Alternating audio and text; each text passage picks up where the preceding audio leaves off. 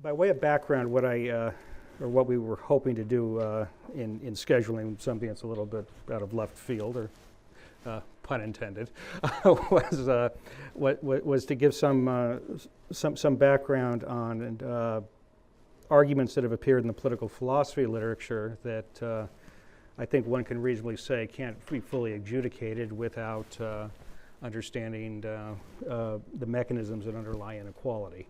And so, at a very vague level, if one were teaching a course in ethics or in moral philosophy, one of the ways that one would think about the course is to divide it into three parts, or at least corresponding to three different visions of how one engages in ethical reasoning.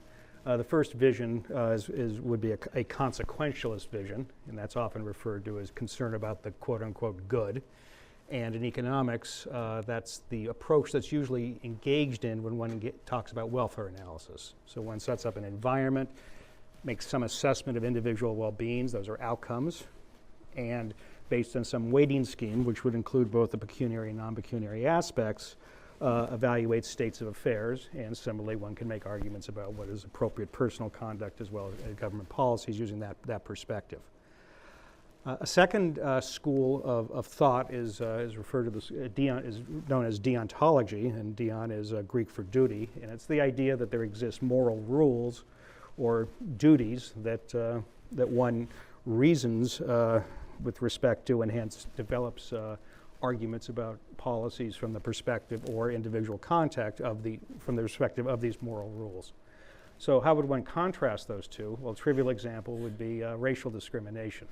Suppose I told you that the following is true. I may make up a fact about the world, and that is that if you allow firms to discriminate, even though that will cause harm to individuals, in the aggregate, everybody's better off because of the productivity advantages of allowing firms to discriminate and put together people of like ethnicity or like gender.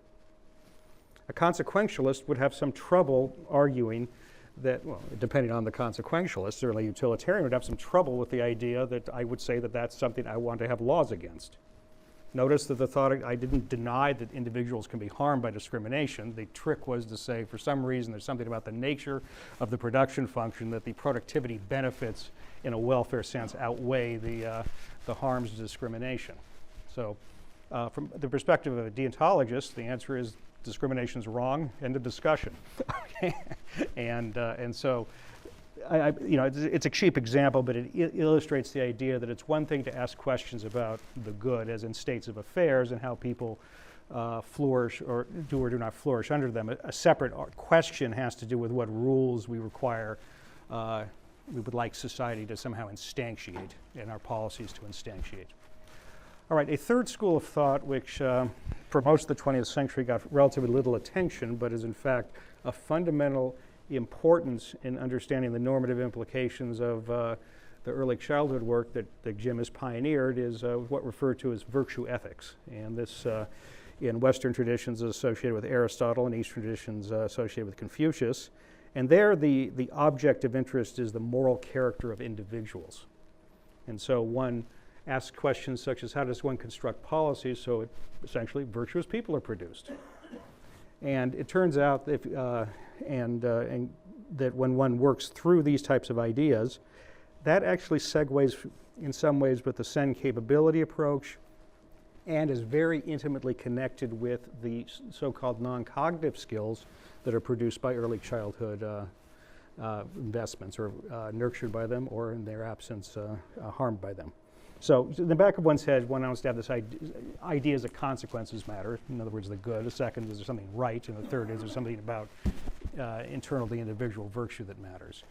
Now, that's just a little bit of a background as to what is going to specifically arise in what I want to discuss, and to step down, make things a little bit more concrete.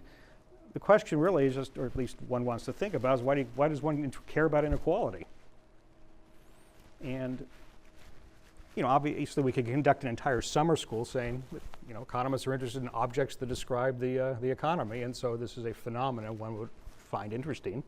A logically distinct object would be to be interested in poverty, et cetera, but I don't think anybody would disagree that there's typically a background that says there's some intuition that these are things that there's something wrong in certain states of affairs. And so within political philosophy, the first three categories I gave you, it would be ethical theory. Within ethical theory would be political philosophy, and within political philosophy, the issue that typically is the area that's one wants to focus on is so-called distributive justice. In other words, how should things be distributed? Nothing deeper than that. So, in answering the question, is there a normative implication? In other words, is something wrong about inequality, or is there something wrong about poverty in a society? Well, those questions don't answer themselves. And so again, to look at the inequality one in a prosaic fashion, if I had two individuals that started with in fact, I'll look at the class. There was quite a number of students, in fact, or a multiple of maybe 3 times as many people were rejected for the summer school as were accepted. So was that an act of injustice?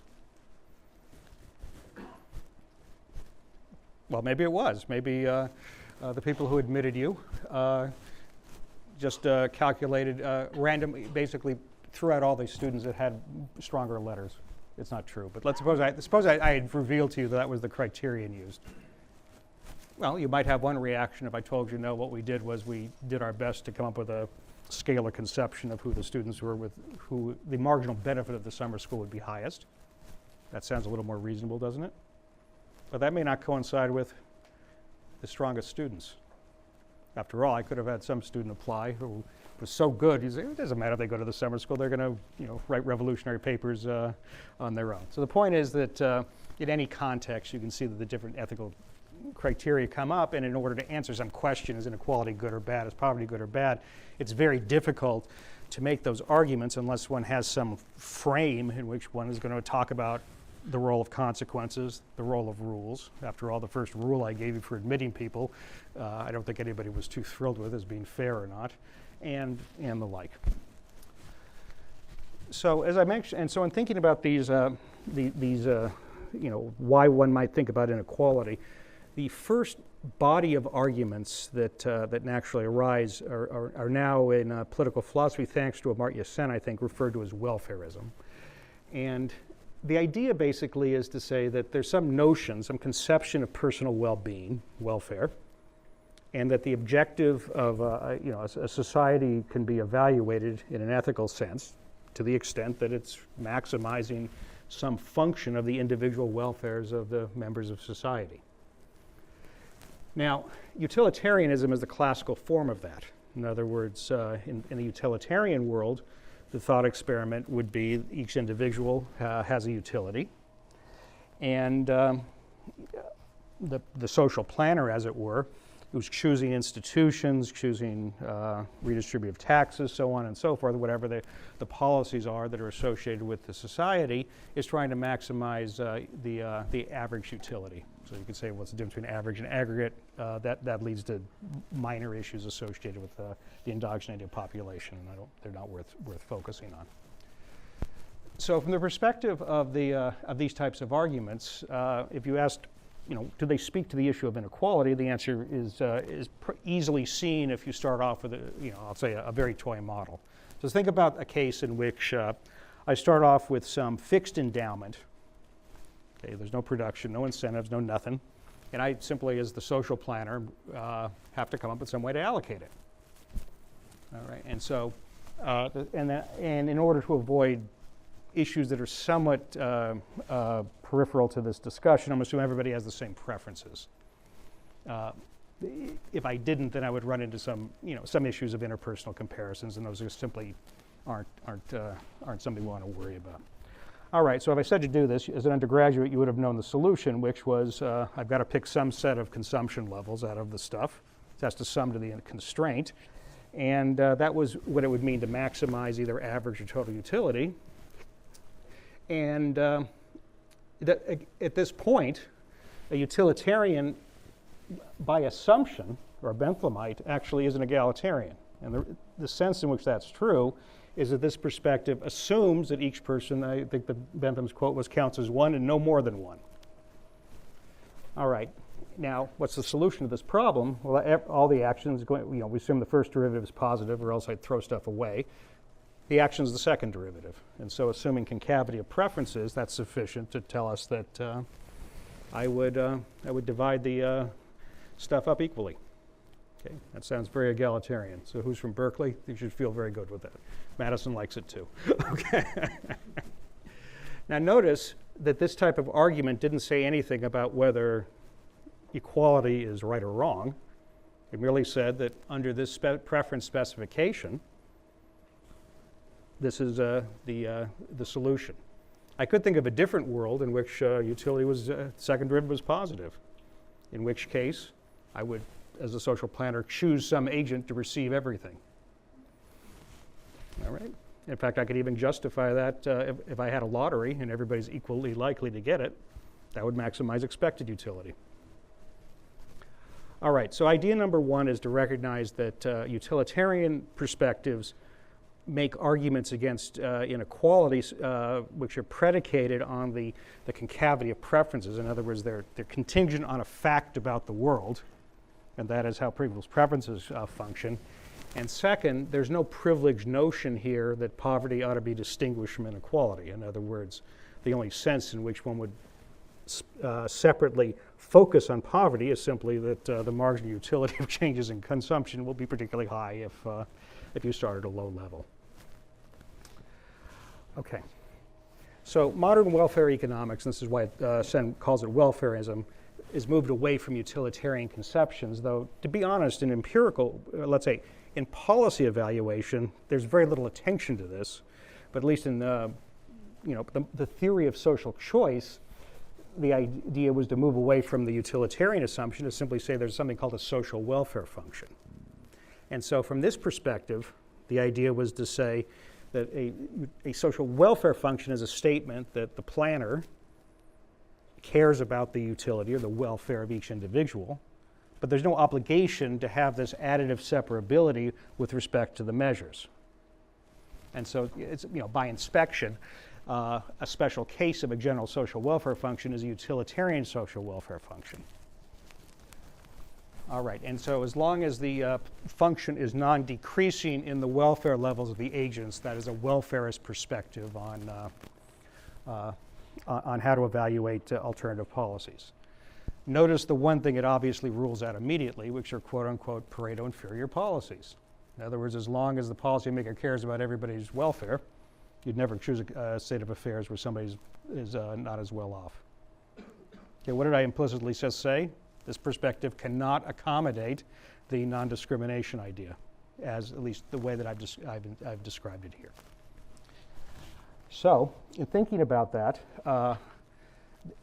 you could say, well, what are appropriate social welfare functions? Well, in fact, I think that is not a rich literature in economics outside of aspects of social choice theory. I don't think that a social choice theorist should be offended by the remark. There is one exception, and that is, and I want to think of this as a limit, so it's going to technically violate it's going to be non-decreasing in the utility levels, but not strictly increasing.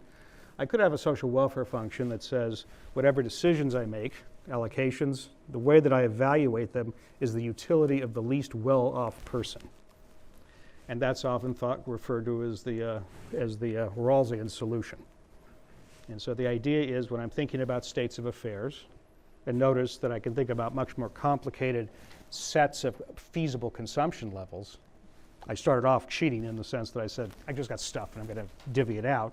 But once I build in constraints and some richer conception of what produces the stuff to divvy out, there was no necessity that it had to be that simple. Nevertheless, this is the idea that could survive is that in evaluating the configurations that we choose, all of the focus goes on the least well-off person. This perspective, of course, would immediately, given the initial example, do what? That would generate equal payment, equal consumption for everybody as well. So a completely different social welfare function has to give the same answer. Any differentials, since I really care about the lower one, I have to equalize because of concavity. Now, in what sense is this, can we think about this as as a social welfare function. In a classical critique of Rawls, and I'll explain Rawls after I give you the critique, Kenneth examined this idea that as a policymaker, one wants to maximize the minimum utility in the economy. And let me just add parenthetically, one way to think about it is I could have a social welfare function that took concave functions of each of the utilities. So even if I didn't assume utility was concave, but maybe I, in my social planner position, have some reason that I want to equalize things. And if I made that phi function sufficiently concave, that would intuitively have to give me the minimax solution. Now, what Arrow did is he went through a calculation, which is he said that, well, suppose that I thought about a case where he defined utility, the transformation, as minus u c to the minus a. So he had a social welfare function that looked like that. He went through a series of calculations, which are in the notes and you can look at. And what he showed was that if you take that parameter a to infinity, what you ended up with is a social welfare function that in the limit shows the minimax solution. And so for our purposes, what's interesting is if I then change the experiment slightly and said the way the world works is I'm choosing consumption vectors, and each individual we don't know who's who. And I asked you before you knew your identity in the society to choose a rule for the consumption vectors. If you were sufficiently risk averse, you would want society to follow the minimax rule. Arrow took this, by the way, as a criticism of the Rawlsian position, because what Arrow was thinking is this idea that the Rawls notions had implicit in it this idea, people are asking what's the way that society ought to be organized prior to knowing their location in society. And so the upshot was that if you thought about an argument that said what would maximize expected utility for a representative individual, sufficient risk aversion would lead those individuals to unanimously choose a minimax configuration of consumption levels. And so Arrow's argument actually was that Rawls sort of got something wrong. In other words, that he was assuming an implausibly high degree of risk aversion across individuals. So did Rawls get things wrong? Well, the answer is I think that's not fair. And the reason for that is Rawls is not a welfarist. The thought experiment I went through was to ask, how would I evaluate different consumption levels, i.e. the welfares of individuals, and aggregate them in a particular way? And so we got something which you think about it for a second is very intuitive, because the more concavity, the more force there is for equalization. The minimax solution is also called the difference principle. I should have mentioned that. And what I want to say with respect to Arrow versus Rawls is Rawls was playing a slightly different game. What he wanted to do was ask the question, were there rules that individuals would agree upon behind what's called a thick veil of ignorance? Now, this thick veil of ignorance meant that you didn't know who you were in the society, but it actually meant other things. You knew very little about the society. You may have some general knowledge of what Rawls refers to as kind of laws of economics. I'm glad that he thought they existed, as well as social ordering, et cetera. And Rawls was reasoning that if people had to write a social contract, that the way that they would end up making decisions collectively was, one, to protect what were called primary goods, those are civil liberties and the like, and second, on distributional matters, given this, quote, thick veil of ignorance, they'd say whatever it is you do, you want to sort of account for the fact that the individual, you want to protect the least well-off person. Okay, in contrast, the argument I gave you really should be associated with Harsanyi. And what he did was he asked a question about the so-called thin veil. I know everything about society except for one thing, and that is which membership that I have. And so the criticism of minimax as exhibiting excessive risk aversion makes more sense if we're in a world in which I know everything except my particular consumption bundle, as opposed to the Rawlsian world that had the so-called thick veil where I virtually know nothing about the way society is going to function. Now, I want to add parenthetically that the difference principle, if you start from a priori reasoning, is generally discredited. And it's easy, it's a triviality to do that. All I would say is, well, are you saying to me that I would take trillions of dollars away from every single person in society just to raise the income of the poorest person by a penny? So it's easy to give what seem to be nonsensical counterexamples. Within political philosophy, Derek Parfit has argued that the right way to think about the counterexamples is what one really cares about is what he calls prioritarian considerations, or prioritarianism, which basically says when you're considering states of affairs, you're particularly concerned about the lower tail. But the extreme focus on the least well-off person, that's where it's easy to come up with very simple counterexamples. All right, so the upshot is standard social welfare calculations, which are utilitarian, have built into it two aspects that are suggestive of concern for equality. Number one is the weighting scheme. And in a social welfare function, the way that I would generalize the additivity of the utilities is to say that the social welfare function is permutation invariant. In other words, it doesn't matter what order I place the utilities. That's point number one. Point number two is it's contingent on a fact about the world, which is preferences. Concavity of preferences becomes a way of understanding why one would want to, simply put, smooth things out. I think I will, so I want to make two criticisms of Rawls. One of them is not very nice. I actually think that this veil of ignorance experiment that he has doesn't make any sense. In fact, I don't think any of them do. So why would I make a wild claim about major philosophy when I have no standing to do so? The problem is the following, and that is, if you think about what and this is actually a serious criticism that appears in some critiques of Rawls, what would it mean to say that I'm making a decision when I don't know who I am in society? How could I not know who I am in society and have my preferences or my beliefs? In other words, is there an S. Durlauf that you can define outside of the particular life that I've lived? And so that applies to the thin veil, and a fortiori it applies even more strongly to the thick veil. And this is actually a serious problem with these types of thought experiments, which is that they're assuming the existence of a counterfactual being for each person in the society, and these counterfactual beings are somehow making decisions. So I don't know where I would get, what would it mean for me to have ethical intuitions or ethical ideas unless I went, you characterize the actual life course that I've lived. So that's why I'm not an admirer in general of these veil of ignorance arguments. The second issue is that Rawls is itself subject to a deontological critique. Now, the virtue of this type of thick veil argument is it was a reasoning that said what would, the way that he would say it is what would reasonable people agree to before knowing kind of the details of society? What would be the principles that would motivate the construction? Yes? It's possible to take the thought experiment to the lab, and it has been done, right? So the way of experiment with a clear, defined, incentive structure, what happens later, and so on. I don't see how a lab could extrapolate to the issues that are being addressed here. Is there something in the lab called lifetime poverty? This is a case where you don't have external validity, so I wouldn't that one I would debate with you. And furthermore, there's not going to be, again, the fact you could do it in the lab does not answer the veil of ignorance critique. The point is for society to think about these broad questions as to whether it ought to be progressive taxes or whether I have a claim on, or an individual has a claim on resources because of differences in ability, so on and so forth. Those simply, the lab is going to be too delimited. These are very big picture questions, which may make the answers vague, but nevertheless, that one I would push you on.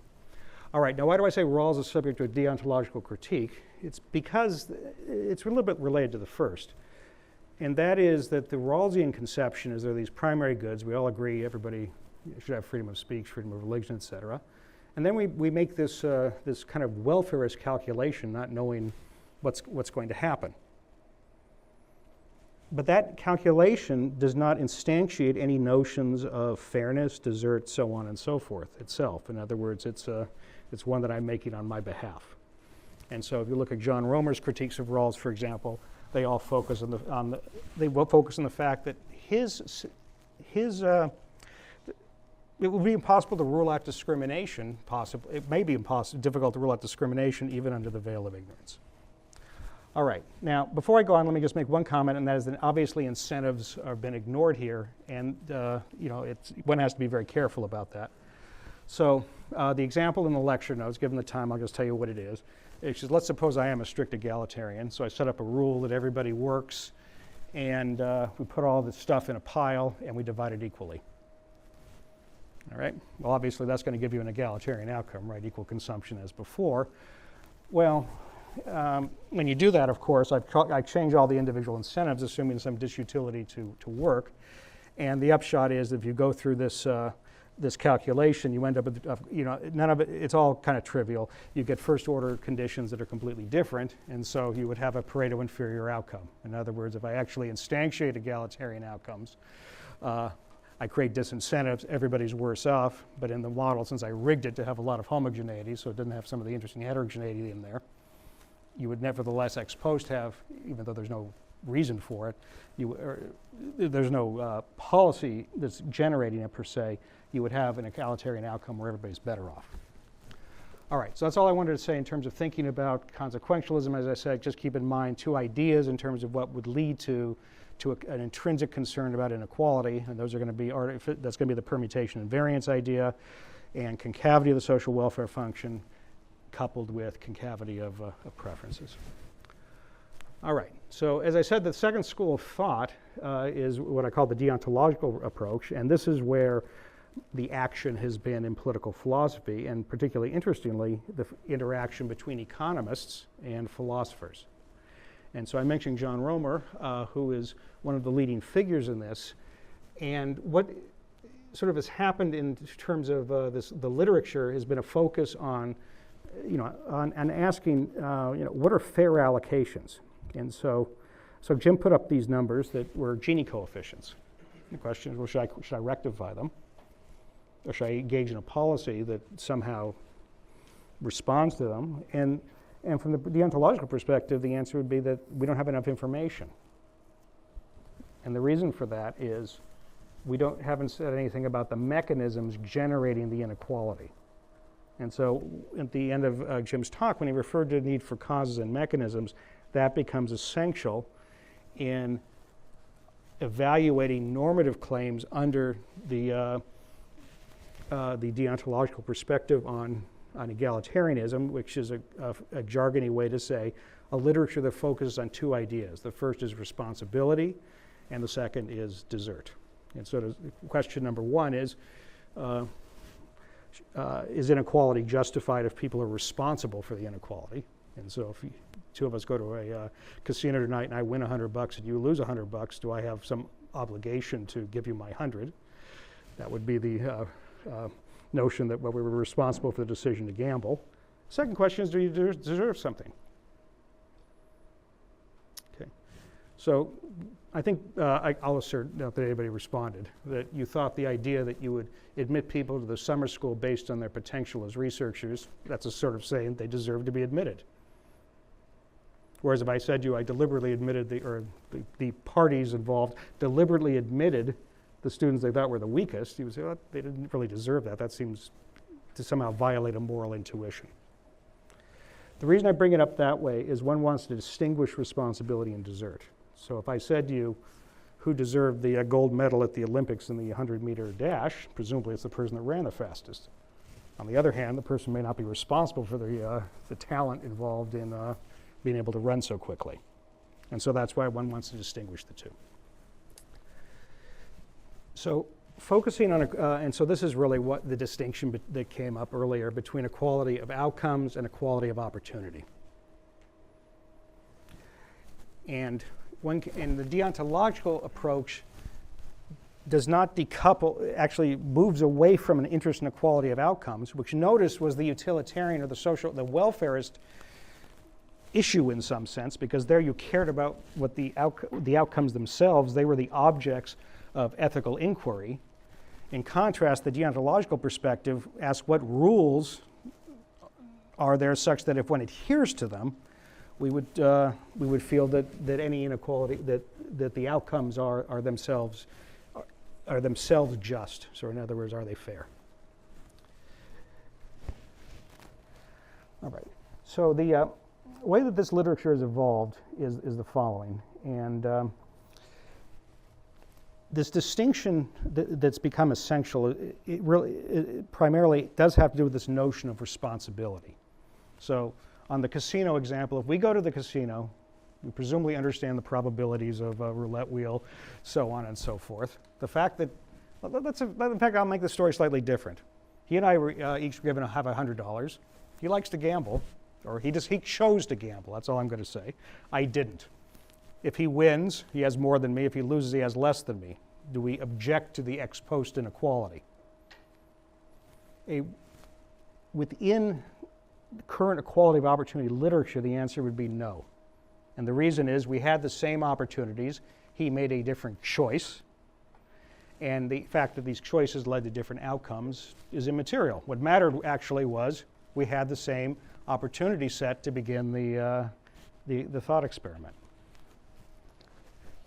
Sometimes, and so the one way to think about it is to, and this one has to be a little bit careful, this is sometimes referred to as luck egalitarianism.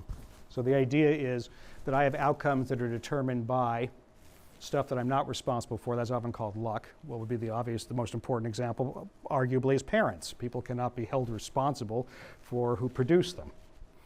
And notice that has different levels of meaning. One of them is that you're not responsible for the schools the quality of the schools that your parents' constrained residential neighborhood choices lead you to. You're simply not responsible for the amount of time your parents spend reading to you. And if you push it, and Rawls would definitely push it in this direction, you're not responsible for your genes. And so the fact that somebody is twice as productive as somebody else, from the responsibility perspective, has no implications for what they deserve, or for what they get. Yes? So I noticed you changed the example, and I'm interested in the original example and how someone from this perspective would make sense of the first one. In the first example, two people both gambled, they both made the same choice, but they came up with different outcomes. That was actually that's why you changed it. It is why I changed it, and the reason is that one has to be a little careful at the word luck, and the literature is actually sloppy on that. What we want to say is we each had a choice to gamble or not. We both elected to do it, knowing that there would be an inequality of outcomes, possibly. So then the question is, well, we could have had an agreement, right, to split the winnings or split those. Yes, yes. So that's a different type of luck. How would they make sense of that? They can't deal with this one effectively, and this is and I'm very glad you brought that up, because this is exactly why scalar thinking is bad. In other words, there's excellent consequentialist arguments. In other words, that's part of what society does. It isn't just equalize opportunities, it also provides insurance. So putting it differently, suppose that both of us are in high school, we're 17, and we both get roaring drunk, and he gets arrested driving and I don't. Okay, well, in some sense we were both, actually let's make it 21. So we're 24, 30, okay, older than you. Okay, so we'll make it 45, all right. You could say it's luck that I got caught and he didn't. That type of luck is not what's being referred to here. What the luck is, the circumstances at the time at which choices are made. And that is distinguished from the uncertainty associated with the consequences of the choices. So I'm very glad you brought that up. Problems, though, because there are less clear-cut examples in Mm-hmm. terms of CEO pay. So I guess Sendel, Mullainathan, and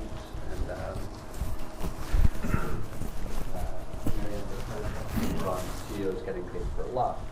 But you might think that some CEOs choose a riskier income. Oh, it's worse than that, actually. Everybody in a market economy, there'd be no responsibility for any outcome. After all, isn't it lucky that economists get paid so well? We're not responsible for the fact universities are willing to pay economists higher salaries. Was Bill Gates responsible for the fact that IBM screwed up and didn't offer him $50 million for Microsoft, for MS-DOS many decades ago? And so what I'm saying, market economies almost have intrinsically in them, because of the sensitivity to the relative prices, and hence the valuation of skills, an issue that is very difficult to say that any inequality you're responsible for. Okay, I'll get to that in a second. And so this is a way to think about the Romer approach, and it's a little bit more extreme than I think what John would say, but it's at least my way of writing it. And that is, we have outcomes, and in this world they depend on three things. They depend on variables that we agree people are not responsible for. And so in this literature, the assumption is there's been a political debate deciding these are the things you're responsible for, these are the things you're not responsible for, and then there's going to be some unobserved heterogeneity. All right? You and I get to have a debate on whether you're responsible for your attitude towards work. Okay? We would have a different debate on whether you're responsible for the fact that there's employers in the economy who can't stand the fact that you're not bald and therefore are going to pay you half as much. Okay, so the point is discrimination. I think everybody would say that it consequences of differential payments independent of performance because of irrelevant characteristics. That's an easy one. Harder ones, what about productivity differences? So we have some political process solves these things. And so in this world, kind of the idea would be to say that if two individuals make the same valuations for the stuff for which they're responsible, they ought to have, in a probabilistic sense, the same distribution of outcomes. Okay. That's a way of at least of algebraizing the notion of equality of opportunity. And in fact, that's exactly what's done. That is operationally what's done in Romer's work on so-called, how should I get pragmatic theories of responsibility for an egalitarian planner. Now, there's limitations to the approach. The first one, obviously, is I haven't told you what the X's and the Y's are. Okay, I want to be clear that the literature acknowledges that it does not have the internal intellectual resources to answer that question. In other words, I sort of said to you, what is it that is the quote-unquote the true you? That's an issue that has to do with notions of agency. How do we define free will, et cetera? That's not something in this literature. And that's why they will be quite clear that they want to say that was decided somewhere else. But conditional on having said it, this is the way to think. The second point would be that obviously I haven't talked about the feasibility. In other words, here's a pure equality of opportunity may not be possible. Third point is that there may be reasons you would reject equality of opportunity because I said we have these rules, these moral imperatives or categorical imperatives that we're obliged to follow. I haven't made an argument, and the literature cannot make an argument that there's only one, and that is that we want to equalize that object.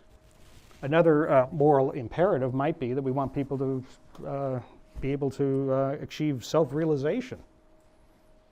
Okay, so if you look at Lincoln's notion of equality of opportunity, it was very different than that definition. What he wants is that he would have, in fact, what he there's actually a political theory there which is receiving more and more attention. It focused on the idea of everybody having a chance. In other words, there'd be these spheres along which people are not precluded from participation.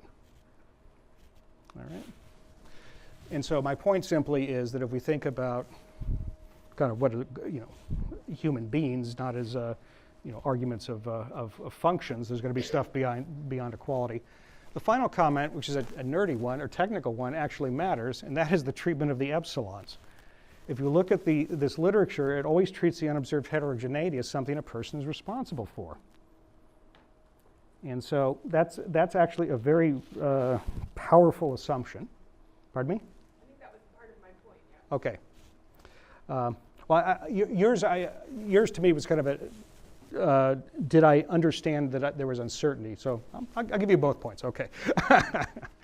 And so this is, I'll say, a curiosity in the literature. So Romer has a famous example asking, how should society indemnify people for cigarette smoking? And so his idea was, you take the society, you take people and you put them in categories that define the non-responsibility stuff. So one category, if memory serves me correctly, is white female college professors. Another is black male steel workers. And so the way that I think about responsibility, or at least Romer would, is he would look at the median in each group and say the deviations from the median are indicative of personal responsibility. So if somebody smokes more than the median, they're responsible for that difference. If they smoke less, then they deserve congratulations. Pardon me? You're right, that wasn't my point. Okay. All right. That's the, okay, so, and that's why I said that was the sense in which the Romer idea of looking at behaviors outside the median conditional on this categorization is making a very strong assumption. Notice, by the way, this leads to Simpson's paradox type problems, which is it may be, if that assumption is false, that equalizing with respect to one of the non-responsibility variables actually exacerbates equilibrium inequality of outcome. All right, now does that say that it's not a good theory? No, it's an extremely important and interesting theory. It just means that currently it's incomplete. The other comment I wanted to make is that about this responsibility versus desert distinction, and this is controversial. And what I mean by that is that the literature is typically focused on the notion you're responsible for stuff, you're not responsible for stuff, and gone from there. There's a smaller literature in political theory and in applied ethics that focuses on whether people, on the question of desert. And it's no deeper than saying to people, let's say, the banal intuition is people should receive what they deserve. If I work hard, I should get more than if I don't work hard, so on and so forth. So if we think about it, and so one question would be, is there a meaningful distinction between them? And that's in fact where the controversy is. And so a number of philosophers would argue that in order to be deserving of something, you have to have control over the actions that you take. So, let's play the story out. So I have two individuals, one works incredibly hard in high school, one doesn't. And so they get different educational opportunities. Okay, in the common language intuition, we'd say, yeah, you deserve it if you worked harder in school. On the other hand, if I said to you, oh, by the way, that variable called conscientiousness, it turns out it's one of the fundamental non-cognitive skills that's influenced by investments between ages of 3 to 7. Well, now we have a different question on the table. And so the question is, so the reason that I focus on that one is that the early childhood investment literature, in fact, makes it very important to address whether there is a principled distinction between desert and responsibility. Now, if you look in Rawls's theory of justice, he actually says, quote, that trying to condition things on desert is impracticable. What he actually means is that the same thing for responsibility is impossible to get the X and the Z's decomposed. I guess the point I want to make is the following, and that this is kind of the upshot. And the people who are interested in desert want to respect some more philosophical jargon, something called agency. In other words, we want to think of people as automatons, or actually, in which case, at some level, they don't have any more moral significance than robots or dogs. Or do we think of them, free will as a meaningful object? You deserve respect as a human being because you're capable. There's a real you that makes decisions. And so, Thomas Nagel has argued, for example, that we can't talk about moral luck unless we have a notion of agency. And so, what he's saying by that is, so I'm 30 years old and I just don't work very hard. I have to have some vision as to what it means to say that I'm an agent as opposed to simply an automaton, if I'm going to make an inequality argument. Now, George Scher, who's probably the leading advocate of the desert view, simply would say the following, and that is, the characteristics that define us, what I refer to as the life course, and why I can't think of myself behind the veil of ignorance. I'm not responsible for the life course, but that's me.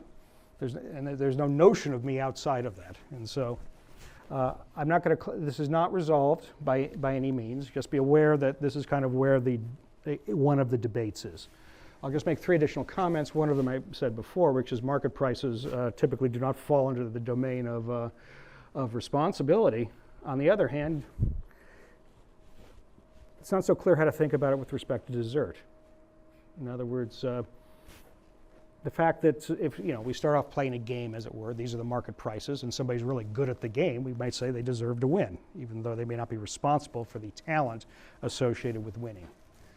The second comment, and this is going to be critical if one were to link some of the stuff Larry talks about tomorrow to normative issues, is that when we have interconnected socioeconomic outcomes, it becomes much trickier to talk about responsibility and desert notions. That's really related to the first point, which is if at the end, my preferences, my social norms, my identity, these are all being influenced by others, it becomes very problematic, and that's the operational issue which Rawls raised, to talk about what it means to say that I've somehow conditioned out the right stuff and this is the real me. But even if I choose the others? Pardon me? But even if I choose the others? Well, that, back to the choice again. yeah, so at some point, and that's the problem, at some point I have to say that I chose it, and I can't sort of pass the blame, as it were, or just say that I was a passive doer. And so I also have to be responsible for, there's a question as to whether I deserve outcomes because of my choice of friends. If I decide to hang out with people who get drunk and drive, the fact there was a consequent conformity effect is something I should have, you could argue I should have accounted for when I made the choices. On the other hand, if we thought in what I think is a more empirically plausible way that these aren't purposeful choices, that again makes it much harder to talk about responsibility. The one thing that simplifies with respect to desert is it's in some sense functions it's conditional on kind of the rules of the game. So if I said to you, these are the game, you'd say this is who's supposed to win, who isn't. There's a distinct question as to what the rules of the game ought to be. All right, final comment I want to make is that the market design work that Scott's going to talk about actually says that there's more to do to vary the rules of the game than might be evident in standard ways we think about redistribution. Okay, I'm going to make one other comment, and that is there's a welfarist critique of all these nice-sounding ideas. In other words, people should get what they deserve. They should not be held responsible for the fact that deprived childhoods have attenuated their opportunities as adults, so on and so forth. And so Kaplow and Chevelle have a paper that basically goes through a little thought experiment, and I'm going to skip it because of time.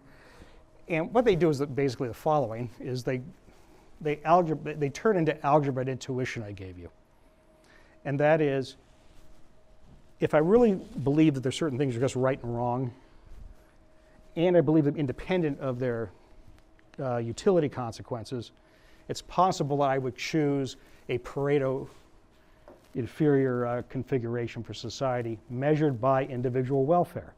That's the flip of the discrimination issue. In other words, I rule out discrimination regardless as to whether utilities go up or go down. Okay. This idea, in fact, was originally developed by Amartya Sen in a paper called The Impossibility of a Paretian Liberal. And in that paper, he had the following thought experiment. So Jim and I, we each like to read a certain type of salacious reading and get some utility out of it. On the other hand, we can't stand the type of salacious reading the other one reads. We're just really mortified by it. And so it might be utility enhancing to ban all salacious materials. On the other hand, as a liberal, there are certain rights we believe people have, and they can't be banned. Okay, exactly the same point in Kaplow and Chevelle. All right, final couple of comments I want to make. I'm sorry about lunch. Has to do with where does the capabilities approach fit into all this? What I want you to see at this point, you can sort of think about consequences for individuals. You set rules according to some notion of well-being. That's going to presuppose taking a positive stance on the nature of preferences, as well as a normative stance about how you aggregate the welfare of individuals. Second approach is to try to engage in more a priori reasoning, saying a just society has certain characteristics, such as irrelevant features such as gender, ethnicity, sexual orientation are not imposed on the process by which wages are assigned by a firm. Where does capability fit in all this?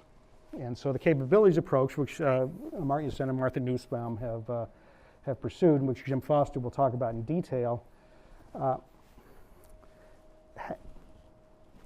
doesn't sit, I'll say, comfortably in either tradition. Sen would be very explicit that it is not a welfarist approach. What Sen would say is that he is consequentialist but not welfarist. And so what he means by that is that he cares about something in terms of consequences, but the consequences don't reduce down to statements about utility or some measure of well-being in realization. And in fact, what Sen wants to argue is that what he cares about is another word that we like to throw around, freedom. So the idea is the following, and that is, okay, so let's skip that. And Jim alluded to this. This is kind of the SEM formalism. There's commodities. People, have access to them. And based on the commodities you choose, there's some characteristics associated with them. That's the hedonic vision he has of what your consumption portfolio does for you. And so there's a first function that transforms the stuff you've got into some notion of what they mean in terms of what you can do. The second thing that happens is, given the things you consume, and this can be very liberally defined, it includes the stuff you consumed as a young child, so on and so forth. A bundle of the characteristics translates into something called a functioning. All right, given who you are today, there's stuff you're able to do. I assume that you're not able to juggle 17 plates in the air at the same time. Okay, so the point is that based on where you are today, these are the potential things you can do in a very vague sense. What then Sen concludes with is a notion of effective freedom, which is defined for each individual as the set of feasible Fs. So what's this mean? You've had all these influences on you. They manifest themselves through what he calls a commodity vector. The commodity vector translates into a functioning. The functioning, and there's two choices you get to make. One of them is subject to the set of feasible things you can choose. There's a commodity set you end up with. So I don't get to choose the early childhood investment, but I got to choose going to college. The second idea is that for each set of characteristics I have, there's a set of potential functionings. In other words, lives I could live. So you had, at age 22 or whenever you decided to go to graduate school, you had some stuff that you could do. You could go to graduate school, you could be a criminal, you could have gone to law school, whatever. Those are the potential functionings conditional on where you are at the point in time. Yes? I can't hear you, I'm sorry. So it's just about the number of potential functions, the number of potential ways. Not the number. All he wants to say is there's a set of potential lives you could lead. Other things equal, he would say more is better than less, but it's not the number. And that's what Jim said earlier, that it's a partial ordering. It's not a complete ordering. The only notion of the partial order in this world is going to say if one set of possible lives you could lead functionings is strictly greater than another, the first is to be preferred. And so the idea is I look at capital Xi and capital phi I, I take their cross product, that's your effect. The elements of that set are your effective freedom. In other words, those are the potential lives you could lead. So, comment number one, this is an approach that very much respects agency. In other words, it isn't saying, a welfarist would say, well, whatever life you chose, who cares what the other options were? In fact, their existence is irrelevant. Whereas here, the key is actually the functioning set.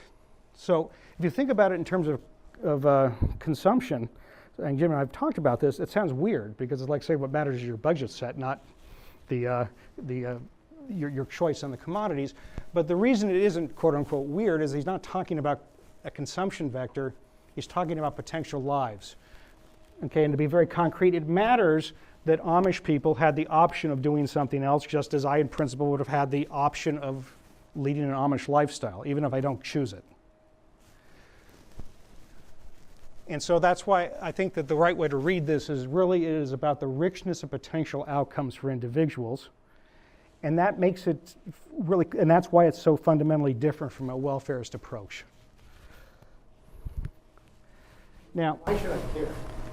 I'm sorry, I shouldn't be asking questions here, but this is an old discussion, but coming back to it. If I'm pretty clear about what I want to do, whatever I am, however those wants should drive, why should I care about the freedom to be a mafia overlord, working for some other lifestyle that I'm not doing?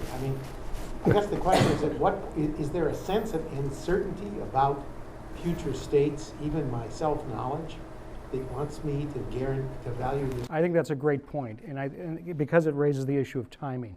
Right. It doesn't matter that at this point in my life, whether or not I could be Amish or not. So your earlier point with the Rawlsian kind of veil argument, you're kind of arguing that people are getting sort of utility, like you, by being the person that you are, is kind of determining what you would have a preference for, like you're ordering a Mhm. alternative. And it seems like almost as if you're kind of, to some extent, ignoring that in this characterization, where like, so in the Amish example, the reason I thought of it as the Amish example, someone who's grown up in an Amish community might derive higher utility from remaining in an Amish community Mm-hmm. because they strictly, and partially because they had less. Yeah, I'm not there was no ranking of the states. So it's all merely saying I don't want a world where I couldn't be Amish, or up. Okay. That, I mean, it seems as if like this kind of like proper subset of these choice opportunities is not necessarily a ranking. No, a proper subset. Well, it's a weak ranking in the sense that there's nothing in theory. Person might be happier living an Amish lifestyle than you ever could be, and that might dominate your utility. But that's still the point is I have two options. The other person has the same two options. We make different choices. I agree on the counterfactual we're both worse off. The only statement is in Sen's world we want to say I'm freer if I had the option of being Amish than if I didn't. You're freer, but does that mean that you're actually better off? No, and in fact that's what he has to deny, which is he's not looking at whether you're better off. He's saying that freedom is intrinsically important. And so the argument I wanted to make is we thought about it in terms of budget constraints, that sounds like a loser. If we think about it in terms of the fact that I could have been a person of a particular religious affiliation, it becomes much more ethically and intuitively appealing. There's something I found.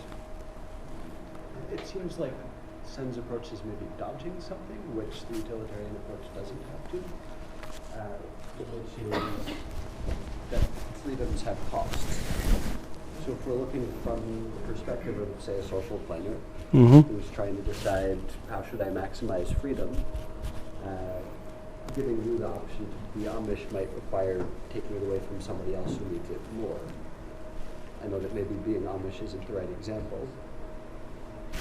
But I don't think that's the point is correct, but it's not with all due respect, a major objection to Sen. You can account for the trade-offs. That's not going to be an issue.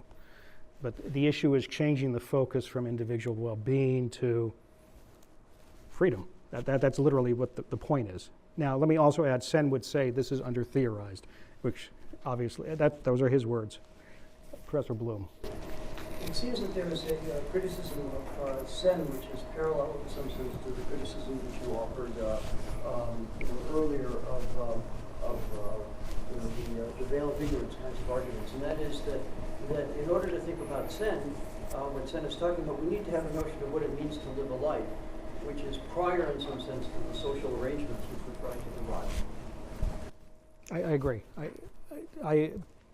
I'm less of an aficionado of the capabilities than others, so I think that's a valid criticism. However, the sense in which I am an aficionado, and this is the last thing I'll say, is that I actually think that it should be interpreted via virtue ethics. Because what I mean by that is virtue ethics, the focus is on the type of person I am. So the Aristotelian / Confucian virtues are not summarized by saying I always follow the categorical imperative and only do it because it's the right thing to do. It says that there's a broad notion of what it means to be a virtuous person. That includes self-control, it includes conscientiousness, it includes agreeableness, so on and so forth. And so and if you think about what it is that Sen wants to, in all the examples, what is it that he wants to actually do in terms of the, policies, it's to facilitate those types of characteristics.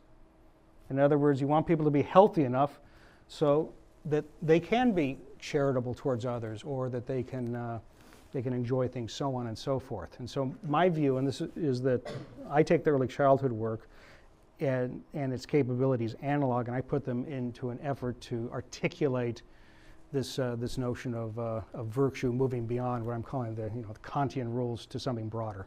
Is Sen just nil all over again, this discussion of a good life? No, because Sen would, that I know he would object to, because he wants to say it's about the possible flourishing lives that I have access to. The fact I choose one versus the other is neither here nor there for him. But the list, if you were to add Nussbaum to your list, she gets closer to this ideal bill, right? In the sense of providing what is a conception of So Nussbaum, very much to me like an 8th grade civics lesson sometimes. That's the good life. I mean, it would definitely rule out my wanting to serve under the Ayatollah X or something, because I believe in a certain type of organization. So I guess the notion of freedom in that sense could be something that would be very negative, right? Or some conceptions at some point. I think that's very important. So 2 comments. One, Nussbaum takes a much more aggressive stance as to what is necessary for personal freedom. And so, if you look at in her book, she routinely has a list. I think it's 13 or so, and she includes the abortion's legal. Now, I personally think it should be, but I'm not sure I want to say that that has the standing that she wants to give it. That all reasonable people have to say that that's part of some consensus notion of freedom. I think that there's a legitimate contest there, which I distinguish from some notion of freedom of private conscience. So that would be comment number 1. Comment 2, I think that you and Larry are in a complementary way focusing that if we're going to rank these sets, we do have to have a prior notion of what a flourishing life is. So the fact that I could have been a Nazi and I'm not is probably not, we wouldn't be deeply concerned about his presence or absence. And all of the Sen applications, including his, are very much loaded with what he thinks is a good life. Okay, so it's not a great shock that the characteristics that Sen and Nussbaum think are necessary, the capabilities people should have, are the things that liberal college professors would like any more than in a theory of justice, the Rawlsian ideas, at least with respect to primary goods, are just remarkably similar to the U.S. Constitution and the Bill of Rights. It's just so I think that there's an element of that, which is that there was this difficulty of trying to abstract away from a substantive notion of what a good life is to say that, independent of that, there's a notion of freedom. But in the sense, here's an example. I realize it's deliberately facetious, but would one of the capabilities be my capacity to relax the axiom of choice and do mathematics? I mean, that's a freedom, right? I could throw it away, or even to use different languages that I would invent. I mean, there's a sense, I'm not quite sure. The notion of freedom is very vague, right? It's freedom to do what? Well, notice it's functional. In other words, it says this is the stuff and these are the things you can do. The more, in some sense, the better. But it gets back to this question about feasibility. No, if feasibility. We make a lot of practical decisions anyway, but I'm just curious how he deals with the feasibility. He was just say that universe doesn't exist. It's only conditional on the universe in which. Well, let's say that the gravitational constant were different, something like that. This is where we are. These are the things that are fixed. It doesn't exist as a statement about the whole society, not as an individual within the society. So here's the case of the deaf person. So I have a person who's deaf, and he would argue, thank you, I want that person to have the same kind of opportunities as a person who wasn't deaf. And they'd say, wait, it makes no sense. There's nothing I could do to make this person really appreciate, say, some piece of music. Well, so that one the counter would be, he would say it's a better world in which there exists an operation where a deaf person could choose not to be deaf. Okay, that's okay, but then you keep going back one step. Then who is the person choosing? And better by what initial condition? The fetus? The proto-fetus? Well, he doesn't. No. For that example, all he said, the existence of the technology to reverse deafness, he would say, increases freedom for deaf people, and that's an unalloyed good, modulo what the cost was to develop it. Here's another example that's maybe a bit harsher, which can help clarify. Suppose there is one object that's unique. We can't give everybody the freedom to have that one object. And I agree, but the point is the following. That doesn't Well, we could in a probabilistic sense. We have a lot of if you said there exists a world, you could say there exists a world in which there's no notion, you can't define broader or smaller feasible levels of freedom, that can't be a criticism of the theory. You say in this world, you can think about more or less. Okay, if we repealed the First Amendment and I banned freedom of religion, that's a different world than the current one. And he would argue that reduces freedom, and that would be wrong.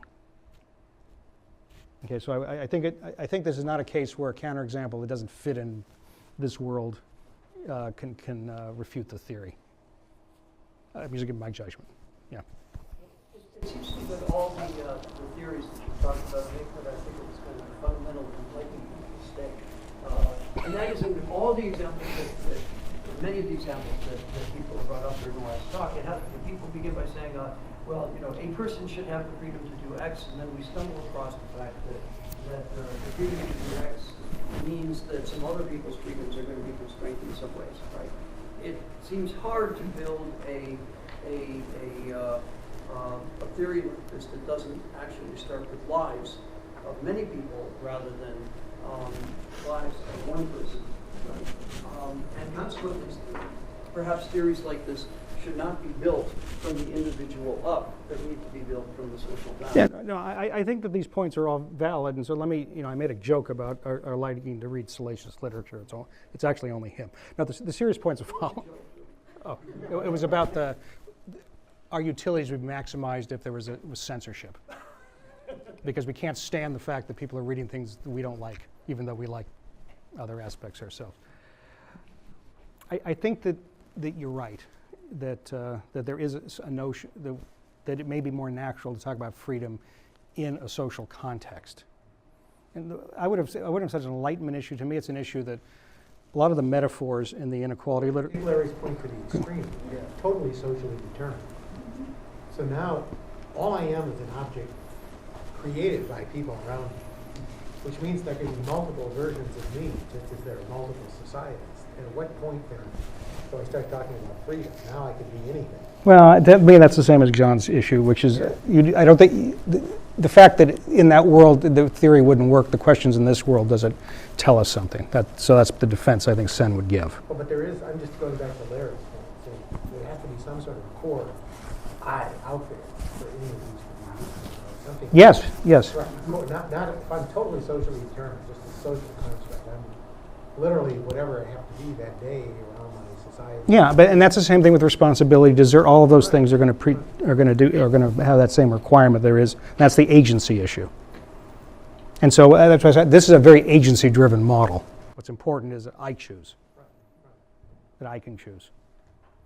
And so that's why I think it fits more in this virtue ethics world in which the focus is on people having character traits, which both have standard ethical aspect as well as other personality traits, and that they're such that has a large domain of possible paths they can take. Is there a dynamic version of that I in the theory? In other words, where I would choose certain actions when I'm 7 that I might not when I'm 17. And I might even restrict myself at 17 by choices I made at 7. So is there a sense in which I try to be intertemporally consistent in a capability approach? I just haven't seen it. No, the theory is not formalized in that way. Okay, the point was not to say that one of these was right or that any of the theories is complete. That's off the table. The second comment was I wanted you to say they all have flaws. So actual policy evaluation, when you lever, that's very dirty business. You've got to. What these are to me are abstractions that give you insights into what policies do, and that dirty word judgment comes into play, abduction, as it were, when you have to do the evaluation at the end. Okay, I think people want lunch, so we'll reconvene at 1:30. Okay, thanks.